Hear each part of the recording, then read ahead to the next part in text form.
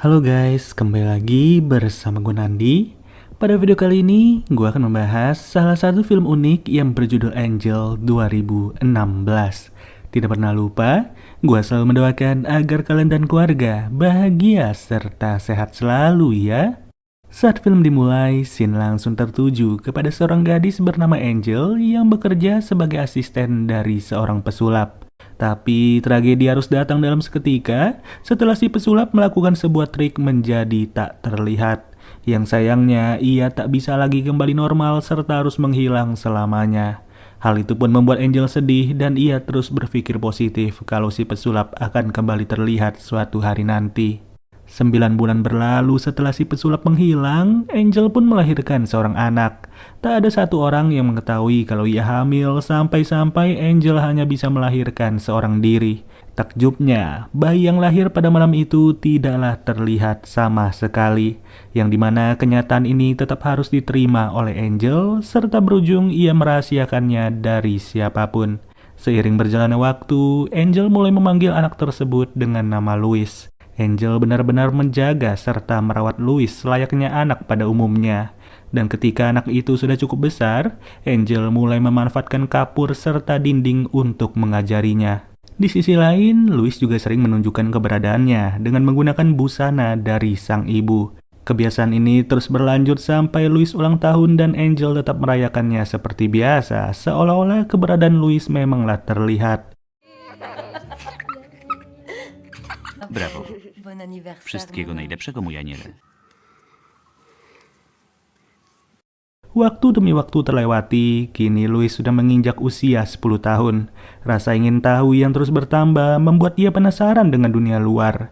Dan untuk pertama kali dalam hidupnya, ia juga melihat manusia lain selain ibunya. Di mana Louis sangat tertarik kepada seorang gadis kecil yang selama ini menjadi tetangganya. Sampai di suatu momen, gadis pujannya terlihat sedang menatap Louis dari kejauhan. Louis pun mulai merasa gugup dan ia segera berlari untuk memberitahu sang ibu yang tidak peduli sama sekali. Dari sini, Louis nekat keluar rumah tanpa meminta izin terlebih dahulu. Ia berjalan di atas rumput serta beranjak dari lantai marmer yang selama ini ia pijak. Yang gak butuh waktu lama, untuk pertama kali dalam hidupnya, ia pun langsung berhadapan dengan gadis tersebut. Cień, słońce. Cień. Hebatnya, Louis malah bertanya, apakah kamu bisa melihat diriku? Sontak, si gadis pun menjawab kalau ia tidak bisa melihat Louis. Namun siapa sangka, tanpa diketahui oleh Louis, gadis itu ternyata sudah mengalami kebutaan sedari lahir. Tapi di balik kenyataan itulah, gadis tersebut benar-benar memiliki indera penciuman yang sangat tajam. Makanya tak heran lagi jika keberadaan Louis bisa ia sadari tanpa melihat sama sekali. Setelah itu, Madeline kembali bertemu dengan Louis. Di sini, Madeline mulai menyentuh wajahnya Louis serta merasakan parasnya yang tak terlihat sama sekali. Bahkan, Louis yang tak terlihat dan juga Madeline yang tak bisa melihat masih saja menyempatkan diri untuk bermain petak umpet selama berjam-jam.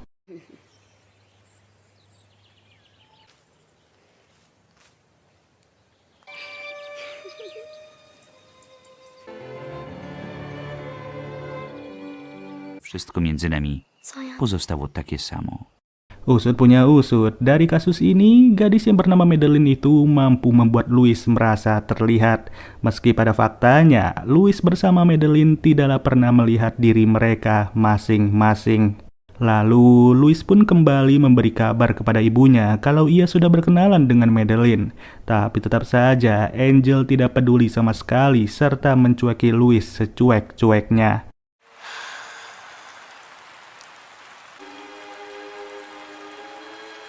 Jak inna jest cisza po deszczu? Być.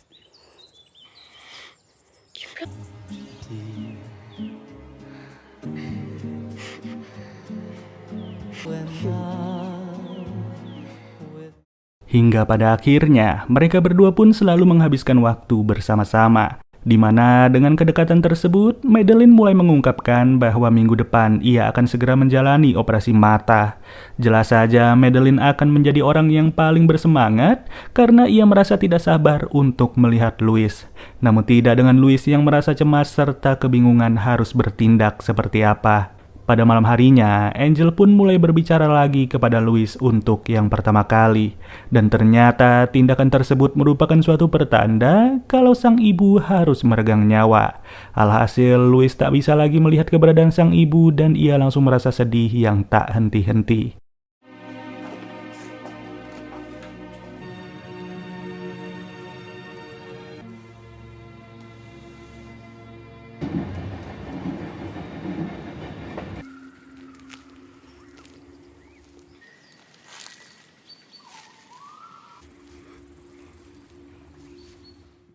Minggu berganti bulan dan bulan berganti tahun. Kini Louis sudahlah dewasa. Suaranya yang serak dan jantan itu hanya ia pakai untuk berbicara dengan dirinya sendiri. Bertahun-tahun mengasingkan diri dari Madeline, Louis cuma bisa berharap semoga saja mereka bisa bertemu lagi. Dan memang benar, tak lama dari itu, Madeline pun datang menghampiri tempat persembunyiannya. Louis merasa terkejut dan ia tak bisa berhenti menatapi Madeline. Tapi sayang, Madeline masih saja tidak melihat Louis meski kedua matanya sudahlah normal.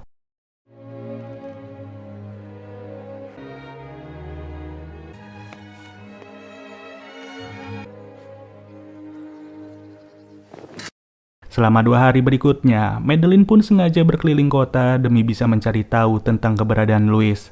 Padahal tanpa ia ketahui, sejak hari itulah Louis sendiri sudah mengikutinya serta tinggal bersamanya. Alhasil, Madeline pun sering merasakan kehadiran Louis di sekitarnya seperti apa yang sempat ia rasakan ketika masih kecil.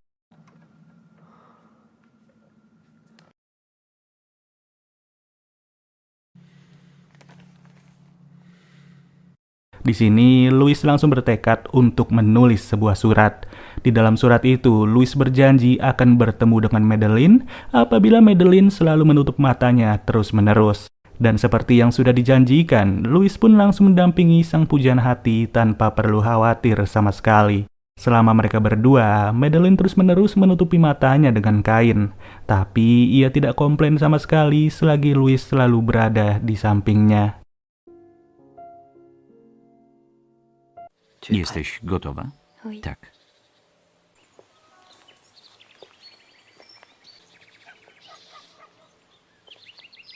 Kenangan yang dihidupkan kembali itu membuat mereka berdua semakin dekat serta saling cinta satu sama lain.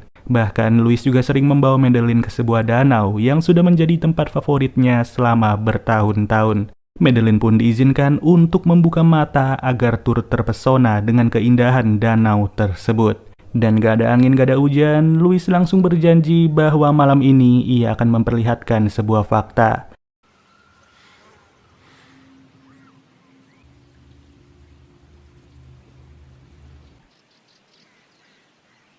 Yang dimana Louis akan membongkar rahasia tersebut dengan menyelimuti kepalanya terlebih dahulu. Ya, bisa ditebak, Madeline pun langsung terkejut serta kebingungan atas tak terlihatnya wujud Louis. Teraz.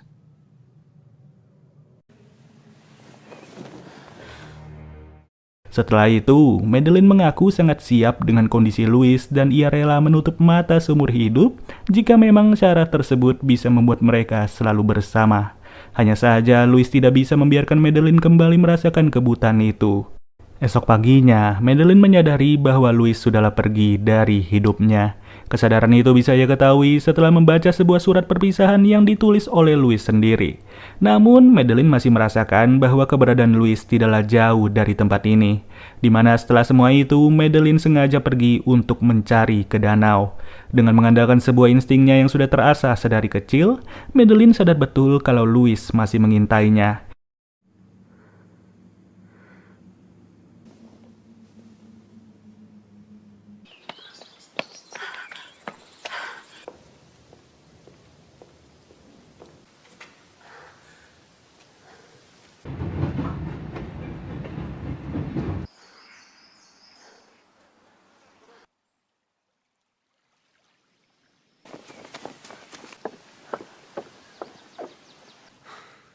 Je sais que tu es là. Wiem, że tu jesteś.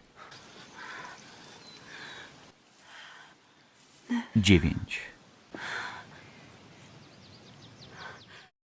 Yang memang benar, secara tidak sengaja Louis pun terjatuh ke dalam danau. Louis yang tidak bisa berenang membuat Madeline lompat dalam seketika. Setelah mencari cukup lama, Madeline pun dibuat pasrah dengan kondisi tersebut. Namun siapa sangka secara tiba-tiba gelembung udara mulai terlihat serta membuat Madeline langsung beranjak ke tepian danau. Tak lama, Louis yang sadar mulai mendapatkan sebuah pernyataan dari Madeline. Madeline berjanji untuk belajar melihat Louis dengan mata terbuka, seperti halnya ketika ia melihat Louis dengan mata tertutup. Singkat waktu, kita pun diperlihatkan kepada sepasang kekasih yang sangat bahagia. Mereka bermain, berdebat, berbicara, serta membuat anak seperti pasangan normal pada umumnya. Alhasil, Madeline pun sudah hamil dan ia mampu melahirkan seorang bayi yang ternyata terlihat dengan jelas. Dengan begitu, film pun bisa berakhir dengan sempurna. Oke deh guys, mungkin segini aja pembahasan alur ceritanya. Kalau ada pendapat silahkan kalian ketik di kolom komentar ya. Ya sudah, gua Nandi cabut dulu. Dadah.